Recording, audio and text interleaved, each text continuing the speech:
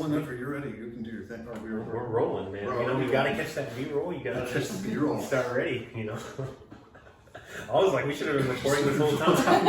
I started briefly recording on my phone, just voice memo, You can never not have a backup. Actually, you could, if you want to, just throw a phone there. Just capture audio may not be a bad thing in case an Amber Alert comes, I get a phone call, when the apocalypse happens. Well, if we do have the apocalypse, honestly, I'm one of those Texans. I do have plenty of guns. Okay, well, we're strapped. We're ready to go. Never tell anybody how much guns you have. That's a good rule of advice. That should be between you and the home intruder. It should be the last thing the home intruder ever finds out. I am a firm believer in that one.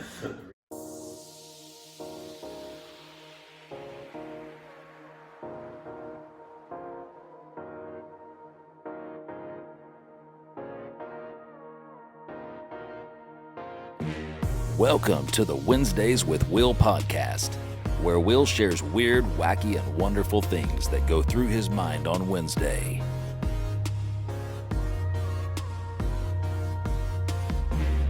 Well, how are we introing this? I don't know. Did you do your welcome? Is this me? So am I introducing this as Wednesdays? This is Wednesdays with Will. Okay, just good. Add Nick. That's awesome.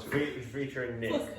Plus Nick. Yes, it's just like I'm an extra side dish or like bacon on a burger. I make okay. it a little bit better. On the side. Yes, he's my side. Nick on the side. He's Nick. Sitting on your side piece. Well, I was gonna say side chick, but I was like, Will's side, this is my side dick, Nick. In the category of things I cannot say, that's all I got. My side Nick. Your side Nick? Yeah. I'm his Nick. What's up, my Nick? My Nick. In the category of things I cannot say as a white dude. Yeah. What's up, everybody? We're out here in these streets. This is Wednesdays with Will, featuring Nick. Mind you, it's not actually a street. It's closer to a suburb. It's close enough. Yeah, we're out of these streets for real. Let's just start with that. We're out of these streets.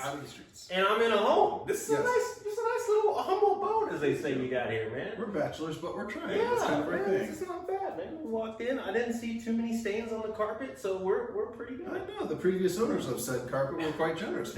Yeah, they can see that. But yeah, man, we decided to go on the road. I guess you could say this is like a tour of some sort. Not really, but more or less. Taking the studio out. We were in Studio B. I was in, shout out to Nick. I had a black guy named Nick before you. Shout out to Bishop Ola, Nick Howard. This is White Nick. Sorry, I done changed. That guy's gonna be Italian. We'll go with Italian. Yeah. Okay, yeah, this fits a little. Well, yeah, we shout out to Alex back in the day. We had his studio. Now we're over here. And what should we call this? What is the studio? S. Studio S. I don't know. I got nothing. This is. What do you think? My dog has no suggestions. Yeah, there's a dog off camera just staring at Nick right now. Yeah, no, you're not coming outside, bro. Yeah. Anyway, we're just out here, man. I don't know. We're just free rolling, trying some new things. We got Nick in here, so we'll just, man. First of all, I guess you should introduce yourself to my viewers. You're like, who's this tall white guy? Yes, tall bearded white guy. Literally, that's what I was called from a lady in Portland after a long discussion about. Anyway, it's a touchy topic for her. I just thought it was really amusing. Apparently, facts and feelings don't mix well together, and I got called. Well, what do you know? You're just a bearded white guy. Ta-da! That's about all I got. Right. Well, I got nothing. That's great. Nothing. You just been chilling at the crib today. Yeah. A little bit of driving around. Mm-hmm. So for me, for sure, we just came from. I'll just be for real. I kind of took a day today. I was feeling under the weather this morning. Was like, let's just take a day off.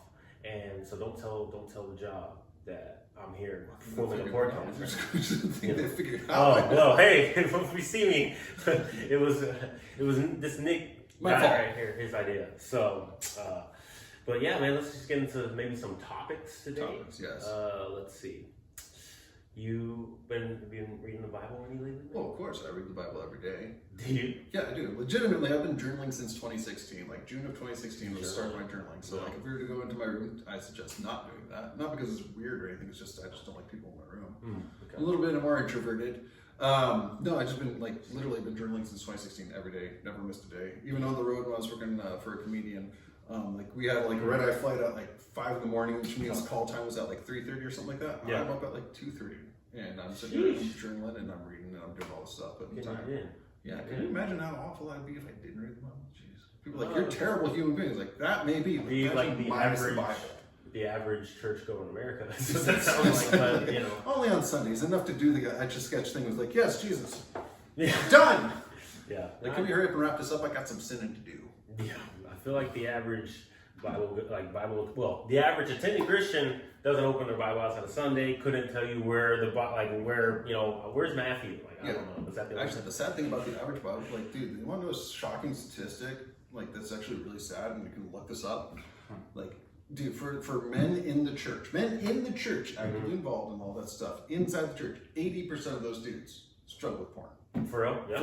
For real. 80% or so. So, check out your men's ministry. Check your men's ministry. It's not a big secret, honestly. It's really fun to act like assumption. Like, oh my gosh, he's like the P word. Yeah, you probably struggle. Odds are, statistically speaking, you're struggling. Yeah, that's a struggle. It's for sure. That's like that's one of the saddest things when I learned that statistic. Yeah. Really sad. And like people want to brush over, like pretend like I'm not doing it. Oh, that's some other brother over there. Like, dude, out of the 5 of y'all, 4 of y'all struggling. No, yeah, for real. Yeah, for real. Let me tell you one thing I've done to like break, because I used to struggle with porn and stuff. So I started reading Song of Solomon. That's like a way to get out of it, you know? Like, you know, just push like 2 fonts. It's like 2 fonts. It's like 2 fonts. Start thinking about, you know. The tree and the fruit playing. I like that playing with the fruit. Yeah, the fruit. Yeah. It's like, honestly, there's like, but it's you know, it's a bad problem. Like, even like when there's atheists jumping on it saying like it's actually destroying your brain. That's when you know it's bad. Yeah, absolutely. But like seriously, like no, like legitimately, if you take a scan of a crack addict or a coke addict or whatever, you take a scan of their brain and what it looks like, and then you compare it to a guy who's tripping out on porn, like addicted to porn. It's the same. It looks like the same scan. Yeah. Like holes in your brain. Completely. Because your limbic system is like firing. There's a whole lot of science. I can get really nerdy. There's a big porn. They're pending like a porn ban right now in Texas. You heard about that? Like Pornhub right now is like on the verge of getting nixed. Like you have to do identify and prove that you're over 18 and stuff like that. So talk about this in the 90s when we were kicking this stuff off. Saved me a whole lot of grief. They did that back in my day, that's for sure. That would save me a lot of grief. Thank you. Absolutely. But yeah, no, I mean, like honestly, like I've read a little bit about that. I've been trying to stay away from social media. Yeah. Like I'll say, like I will troll on Instagram. Obviously, Will knows I troll on Instagram because I send him funny reels every day. Like, all the time. Some of it's borderline. There's a few of them I can't send that to him because I don't know him that well just yet. Oh yeah. Later, I will. Yeah, we all have those like group chat. Well, it's not even group. It's like your DMs with people. It's like you have these certain like tiers of reels that I can send to I can send this to you know who you can send it to, kind of thing. And then it's kind of like with any relationship. Somebody's got to be the one to break the barrier. Yeah. Right. So somebody's got to send that slightly edgy reel first. You're like, oh, we cool, okay. And now we can test the water. Do you ever accidentally break that barrier? Yeah, accidentally send it to the wrong person. That can be tough. I did that with my buddy Damien. I doubt Damien will watch this. It'd be funny, but he can tell you for real. Like I went as pale as it goes. Yeah. What happened was because Damien loves different music and stuff. He loves a whole bunch of stuff, and so when we were on the road together, we listened to anything and everything. So there's a couple days I was just feeling in the rock mood, and I put on some Blink-182 when we're on the road. Yeah. And he's sitting there singing along with me. I was like, dude, Damien's black dude from Grand Rapids, from the hood, Grand Rapids. And he's sitting there, he's got his dreads, he's all twisted up and everything, and he's sitting there singing along with me. Met this girl at the punk rock show. I was like, oh my gosh, dude. And so just to mess with him, I thought it'd be fun because we quoted Fast and Furious and Rush Hour and all this together a lot. I thought it would be fun to find old Ja Rule, the Fast and Furious track that he did.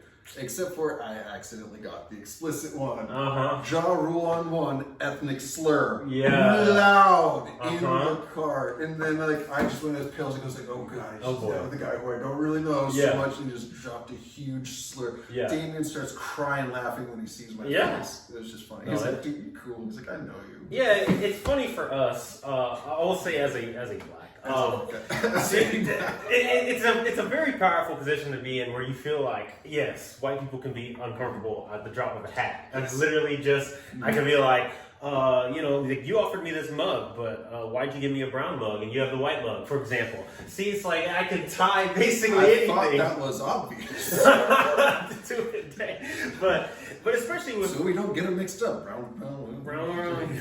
But especially with like racial slurs, like, I actually intentionally try not to use the word nigga around my white people until right now. But this is my nick right here. My nick. Like, okay, so I didn't realize until I was about in 4th grade. Yeah. Like, I didn't realize that like how many slurs there were for Italian people. Yeah. Until I was in 4th grade. I didn't know there was today. So. Until you were today years old. Mm-hmm. It wasn't until I was in 4th grade, we moved from Southern California to South Dakota. South Dakota, they do not like people from California, they do not like new people, and they do not like people who shoot their mouths off. And especially don't like Italians. Not anywhere, but yeah. 4 counts against me. But apparently, like, there's names that are called like Dago, Kenny, and a whole bunch of other stuff that were in Goomba. I think it was a couple of them that were thrown in there. And Logan told my very Sicilian dad, hey, I was called these things at school. And then I watched my very Sicilian dad just like start turning red. Like, Marine dad turns red and gets quiet. Yeah. No, you don't want to be around for that one. Huh. It's bad, like, it's going to be bad news bears. And so, like, he calmed himself, but was kind of talking through his teeth. And it's like, you will not utter those words again. Really? It's like, yeah. I didn't realize I was like, oh, I'm just going to go ahead and make the list. And it's like, hey, Dad, found more, Dad. Yeah. I feel like that's like it's sort of obscure though, because like most people, the common person, you almost have to be educated enough to make that racial slur. And it's like, wow. That's because Italians didn't let us bother it. Yeah. Like, I mean, like, honestly, if you think about it, like 1891, I believe it was, it's in Louisiana for certain, I want to say New Orleans. I'm fairly certain it's New Orleans. In 1891, it was the largest mass lynching that there was in American history. It was a bunch of Italians. The police chief was murdered, and he believed in like his right hand man was there as he was dying, saying like, so police chief, what is recorded as his last words, like, the Dagos got me, the Italians got me. Yeah. So what they did is they rustled up a lot of Italians and like questioned them, put all of them on suspects, and they put like 9 of them to trial, and I believe that 6 were acquitted and 3 were found not guilty. Mm-hmm. So all 9 of those guys were off the hook for it.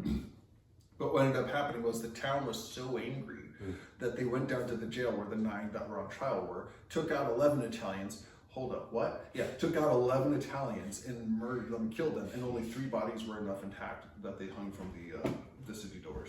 What a dark history note. Yeah. Welcome to Wednesdays. Welcome to Wednesdays. Well, we're going to take an ad break. Shout out to Bass Pro Shops. This podcast is sponsored by Bass Pro. You slap the bass, you play the guitar, you strum the drums. You don't strum drums, but anyway, whirl over to Bass Pro Shops and get your hat today at Wednesdays with Will. Yeah, Nick used to do that so much better. Again, previous Nick. You're learning. This is kind of what I'm getting you to that. One day, the ads are all you. The ads. Yeah.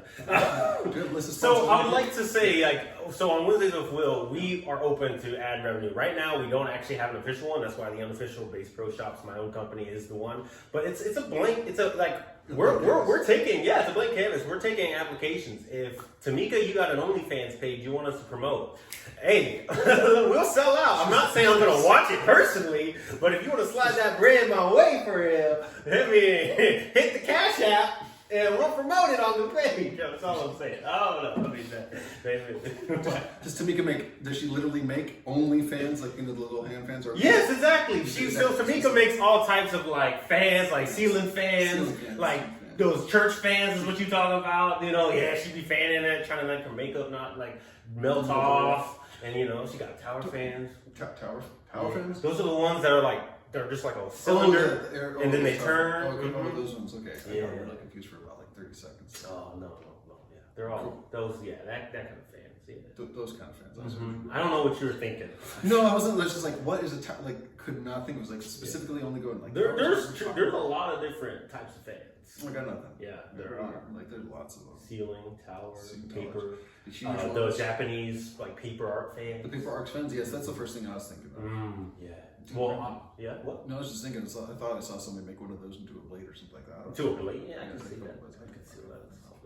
It's probably one of those terrible kung fu movies I watch where they overdub and it's really terrible. Yeah. I don't know, they make a lot of stuff with weapons, are just weird. No. So, speaking of so you said kung fu movie, I was thinking the other day, you know the phrase like ching chong? Yeah, the one that gets me in trouble. Yeah. Well, you know why does it get you in trouble? Apparently it's cultural appropriation. Yeah, why? Because ching chong is not a word. It's not a word. It's not. This whole time we over here, ching chong is. It's not a word. It's not even. It means, I looked it up, dude. I looked it up. What does Ching Chong mean in Mandarin? It means absolutely nothing. It's a made up, just. Made up? Yeah. Probably a person. I don't know, I got nothing. Like, no, I got nothing. Yeah. It's just... I told it was appropriation. I was like, here I thought to appropriate was to appreciate. Apparently not. Apparently, yeah. No. So don't do that. Don't do that. No Ching Chong. No Ching Chong. Ching Long. Ching Long? Yeah. I think it's just a Ching family. Mr. Ching. Mr. Ching. Something like that. But I kind of how do those names work? Do you know how that works? I think they I think it's kind of like part of it is like the family name. Well, I don't know. It's just like any other name, like any other culture. It's because it's Yao Ming. Yeah. Yao Ming is what confuses me. Why Yao Ming. I don't know because it says Yao on his jersey. Oh, it did? It doesn't say Ming? It doesn't say Ming. It says Yao on his Oh, jersey. so it's like their first name is their last name? Or something like that. I don't know. The last shall be first in their names, I guess. Are they more holy than those? No? Apparently. I got nothing. There was the whole one-child policy made me think not so much.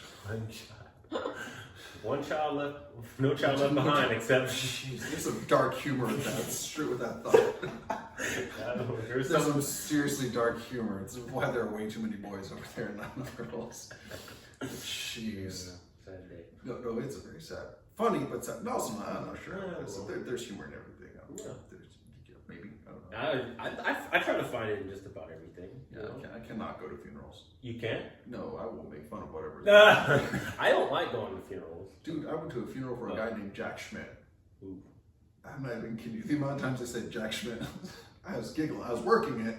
I was working the audio side of it. But yeah, the amount of times I said Jack Schmidt, but nobody in the booth could keep silent because we were giggling like schoolboys. Because they just kept saying his name, Jack Schmidt, Jack Schmidt. I was like, I don't know Jack Schmidt. Like, I didn't know Jack Schmidt. Yeah.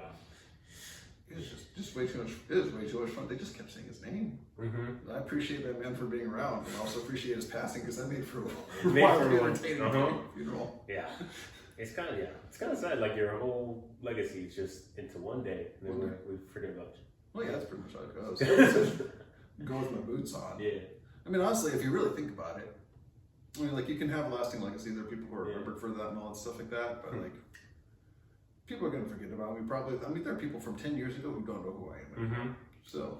I think I want to pre-record my funeral now. Pre-record? I think I would. I think I want to pre-record like a whole thing and like just play this video. Just play the video and then you're saying farewell. I'm like, see you guys. You know, I'll tell them all the things like I didn't want to tell them in person. Like I could just like roast all. Like, yeah. And another thing. All right, cool. Hold on. And you. Yes. Yeah. You're probably late because you were. We'll wait. You've been sitting on pause for a long time. You took BPT to a whole another level. No, that's like a thing. Like, bro, I'm pretty stickler about like being on time. So like I'm like lock the doors at the appointed time. And so like if at my funeral, we're closed. It started at 10 o'clock. You're not there. Sorry. I'll see you on the other side. Because like okay, I'm getting married later this year. Yes. Shout out to my fiance. She's in the building on camera. But we're like it's like was been really important for me to like start my wedding on time. We go to the venue and they're like, okay, so we start the weddings like 10 minutes late to allow for people. I was like, no, we don't. He was so mad. Can lock it out. Like you could, his face just was like. I was like, forget everything. Like, she leaves for a second. He looks at me and he's like, "This is unacceptable. That is the one thing I wanted." Because I've been saying that my whole life. I'm like, my wedding is gonna start on time. Because I've been to some weddings, cool hour late. I'm like. I ain't ready for this. I'm just here for the food anyway. Let's just be real. That's why people are really too loyal. I gotta figure out who my loyal friends are for the wedding. So for me personally, I'm sending the advances first. Like, all right, here's a link. You know, if you want to contribute to the wedding shower, or you know, hey, now you might have a seat at the table. Like it's like a raffle. It's like a pool. It's like a pool. It's like if you donate. We get you a better chance to actually know. Because a lot of people assume they're coming to the wedding. Yes. And we don't know. We don't know. I don't know about that. It's like, shoot, before I broke my engagement off, I'm like, yeah, that was our thing. It's like, I wanted a smaller wedding. Yeah. Like, I was like, I don't need to know all these people. Like, I want the very close of the close. I don't need, like, great Uncle Fanny, you know. Yeah. I don't need those people. Why? Because this isn't about you. No. It's about me and you starting our life together and about the people who help make it happen. Yeah. That person had nothing to do with it. So we keep this small, we keep it there. If there's some other people who are along the way, sure, we can have those. No. Like, what do you mean? You invited this guest who you met a couple times? Yeah. Because they gave us solid wedding advice. The only thing you did was complain at me on Twitter. Yeah.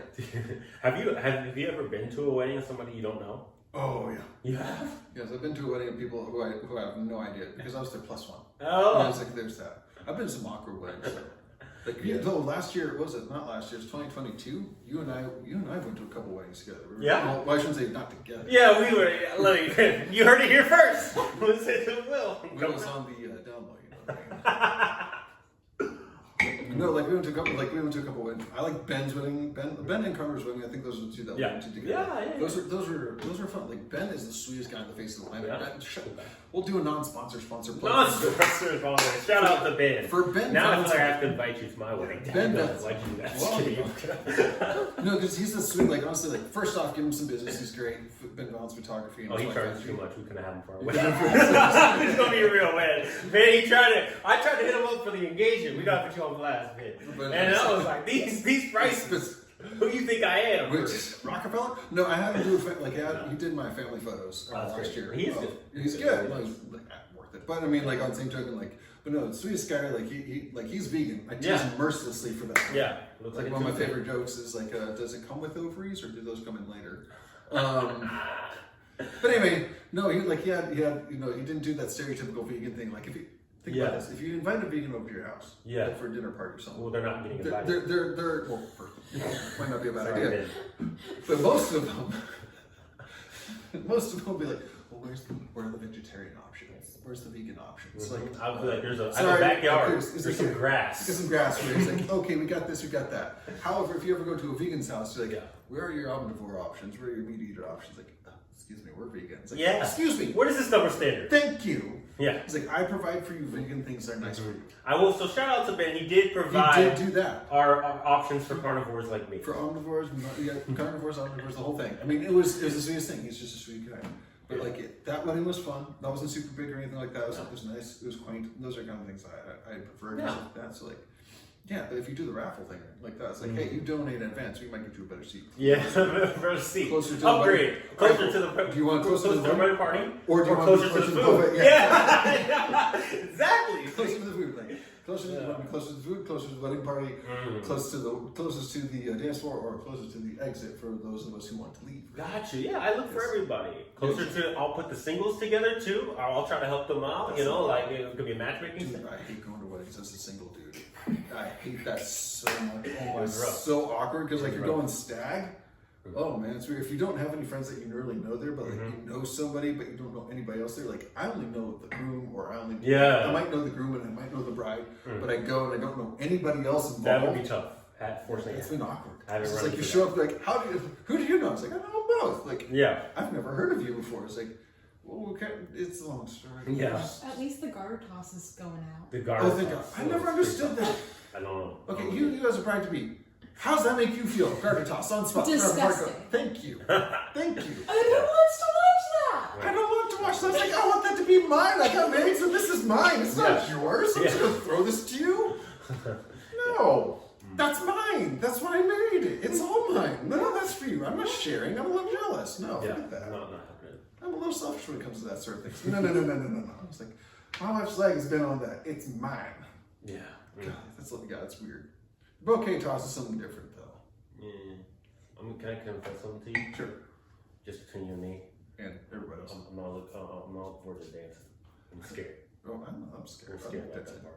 Yeah, it's a little weird. I mean, I understand why you've got a lot to live up to. At least with me, like if I do anything anonymously twitchy, I'm pale enough to where it's like, it's white boy jitters. It's fine. Here's the thing: every wedding I went to, as soon as the dance floor opens, the door opens for me to leave. I've been out. I'm out of there. See y'all later. I do that too. I sit there. I will observe. I might go out, like like if it's the slower dances and stuff like that. Then and I have a date, then I will definitely take her out to do slower dances, like the couples dances. Nice if I have a date, I will do that. Yeah. Wow, that must be nice. Oh, hey, excuse me. Well, we haven't got to it. Well, the reason I am nervous, because I mean, obviously, the inevitable is upon us. So we will dance. You will have to. And I will have to do a first dance, which is everybody watching me. So, dude, it's the penguin. Okay, it's the white guys. It's the white guys like safe haven. Okay, you got hands on the waist, straight hips, okay, and then she has her arms wrapped around you, and then you just penguin, you waddle. I'm getting Mary married to a performing arts girl. All her friends are expecting a whole number. We're gonna get dum bum, ba-dum bum, ba-dum bum. They're like, She can do that. You can just be like, I'm just being. Let them do this. I'll do the penguin waddle. I can't do the penguin. Penguins are fake to me. Yeah. They're birds, but they don't even fly. Unless they're in water. Penguins are jerks too. You ever watch penguins? Okay, so what they'll do, like this Madagascar. Just the Madagascar penguins. I like those penguins, but they're kind of buttholes to each other. For real? Yeah, for real. So like, you know how the penguins make sure that there's not a seal or a shark or something in the water? They'll sit there, line the edge, and then they'll push somebody. It's like, hey Carter, go check it out first. Let's see it. Hey, you little jerk! Take one from. No, it's safe. We're good. We're fine. You left. Tough. No, it's terrible. But yeah, do the penguin. Just waddle. Just waddle around. Just waddle. If they're expecting a big show, it's like, yeah, your wedding, you can do that. Why not? Because it's about us, not about you. I use that card as much as you can. Yeah. Oh my gosh. I would. That has no expiration date on it. It's like, yeah. I mean, unless, of course, she wants you to do that, then all of a sudden you limber up. No, I think we're just gonna limber up. Whoa. No, I'm saying, like, you never seen Zombieland with the Woody Harrelson? No, I didn't. You just did it. But I completely feel like that is. See, that's another thing what I'm worried about. I don't want to, like, fool around, do too much, throw my hip out of socket. Now I can't concentrate the wedding night. You see, there's a problem. And I can't. Yeah. You know, dude, I'm trying to get to the honeymoon. Icy hot. Not the ER. That's right. Again, limber up, you won't have that problem.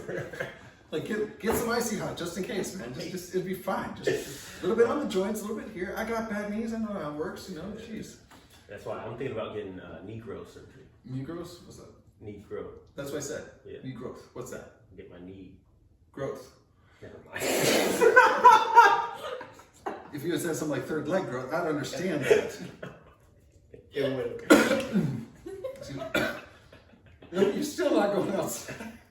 No, yeah, this dog has been violating me this whole time as well.